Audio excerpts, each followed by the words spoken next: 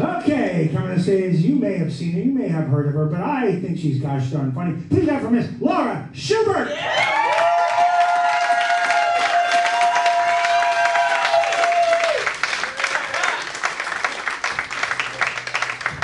Hello, you guys, and half my family. How you guys doing?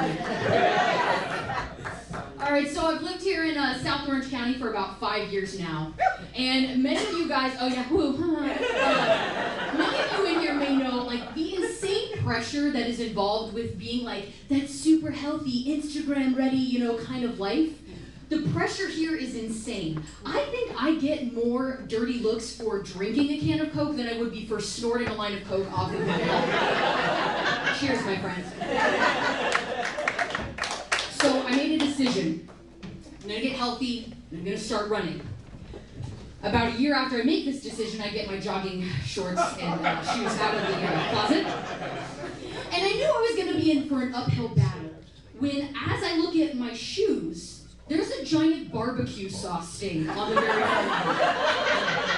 How that happened, I really wasn't sure, and I was kind of pondering it that night as I was finishing up my run, and then the mystery was solved when I realized I was taking out my phone to order a barbecue chicken pizza from the treadmill. Nothing says I'm conflicted like picking up pizza in workout gear. And so I decided I'm gonna get healthy and I'm gonna start running. So why not run a half marathon for charity? So I ran a half marathon for charity for my favorite charity called Mary's Meals. And I even wore the t-shirt and everything. What I had not considered was how much I was going to sweat during the half marathon. So sweat came all the way about halfway down my shirt, meaning I just ran 13 miles with the word meals across my shirt. Mary was completely blurred out. The pancakes after the race, by the way, were fantastic. And I know what everyone says, right? Oh, okay, it's not just about exercise. You gotta eat healthy. So every Monday, I think this is it, man. This is my week. I'm gonna get healthy. And I decide I'm gonna buy some bananas, fruit, right? Healthy. That's on Monday. By Friday rolls around, I still have 6 black mushy bananas. And by the time Sunday rolls around, I've eaten 2 loaves of banana bread. You can't let those 19-cent bananas go to waste, you guys. Come on. And I know what everyone said, oh, avocados. Have avocados, they're a healthy fat. Well, what I discovered painfully is that they cease to be all that healthy when they accompany a burrito that's as heavy as a bowling ball. What are you gonna do? So the only thing for me more difficult than getting in shape in my 30s is actually trying to date. And yeah, whoa. Seriously, and I know, look, part of it is my fault because my #1 social scene really is Walmart late at night. In Walmart, I feel like a 9, okay?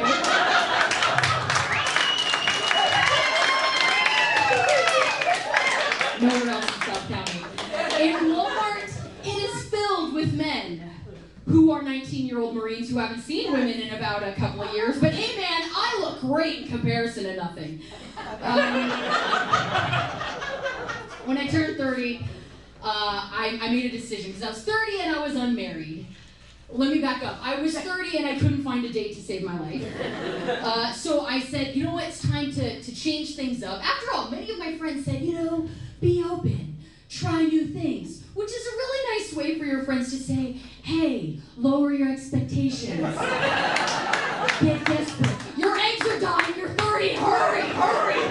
I know. So I made a decision.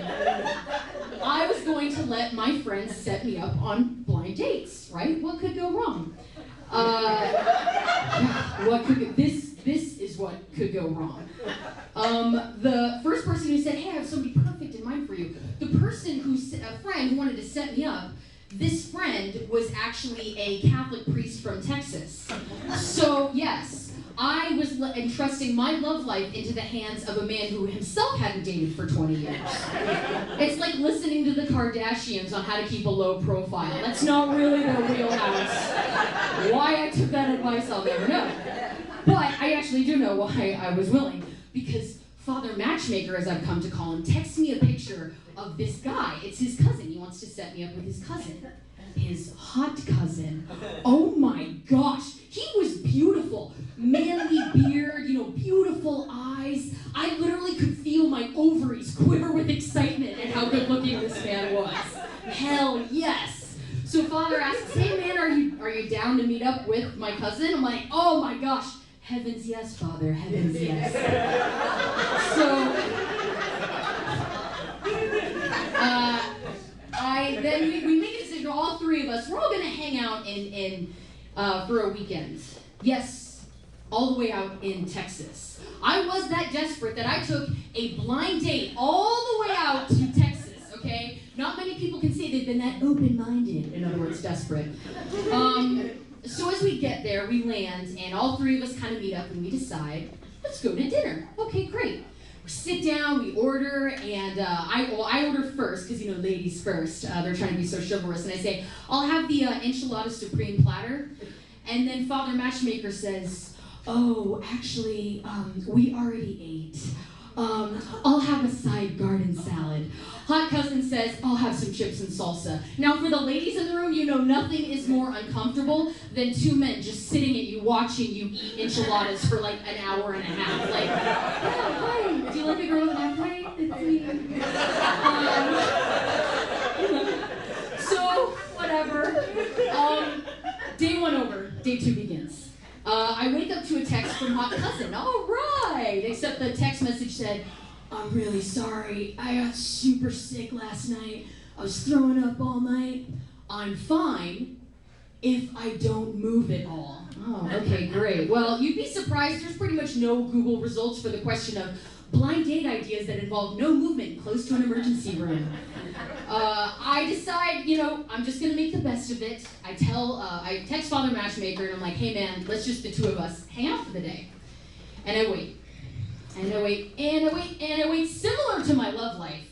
Finally, at 2 p.m., Father Matchmaker texts me back, oh my gosh, I'm really sorry, I overslept all my alarms because I had insomnia last night. Fine, whatever, we make a plan, we're gonna meet up at his church, right?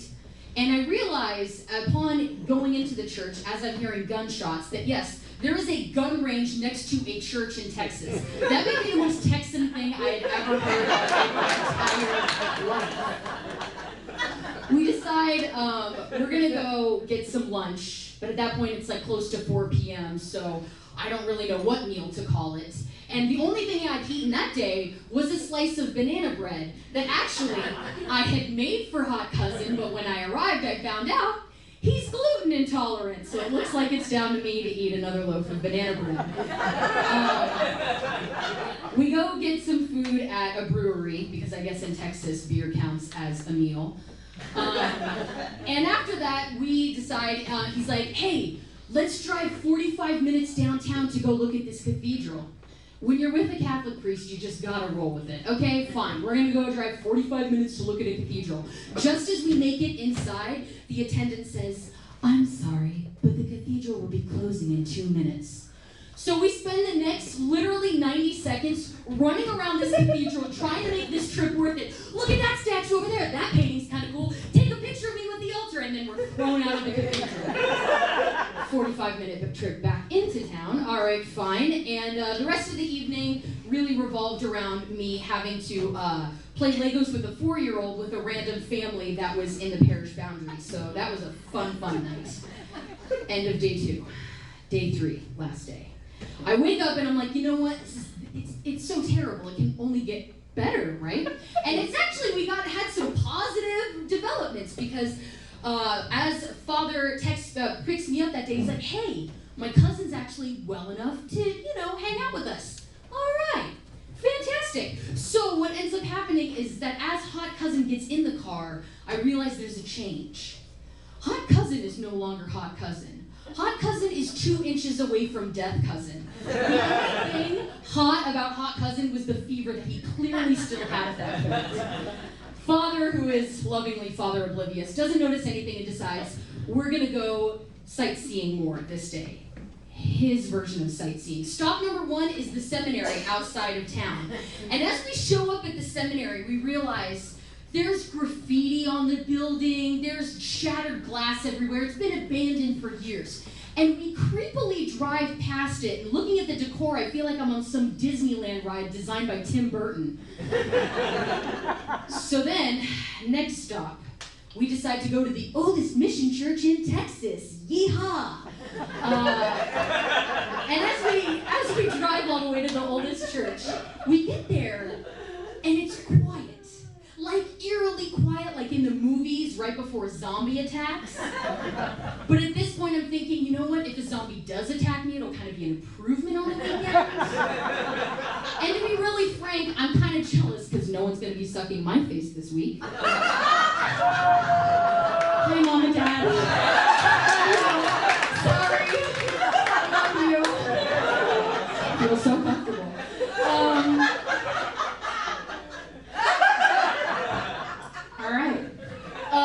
We realized the reason for the awkward quiet is because the entire church and the entire surrounding properties has been closed down for the weekend because it was on government land, and it was that one random weekend in 2018 where the government shut down. So it's at that point that I realized both church and state are trying to kill off my loved one. Thanks, Obama. Suddenly, Father Matchmaker panics. I've got to be here in confessions in 20 minutes. We're 45 minutes outside of town. We jump in the car and we eventually drive into town. Father Matchmaker throws Hot Cousin and myself out of a still moving car like a Hail Mary pass in the Super Bowl. We end up at Chipotle. Nice, authentic Tex-Mex for you there. But funnily enough, it's at Chipotle. Hot Cousin and I kind of hit it off. We talk, we laugh, we buy him flu meds. It was a magical week. And I'm thinking, okay, maybe this was all worth it, okay? We decide to end my Texas trip by going to see the movies.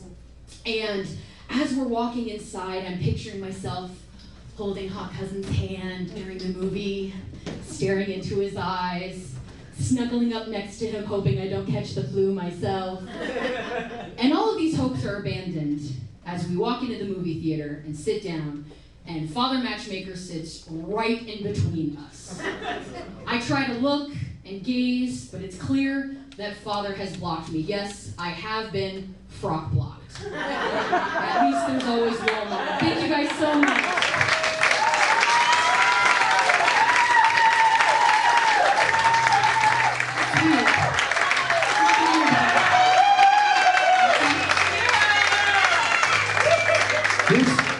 This is yours, banana bread.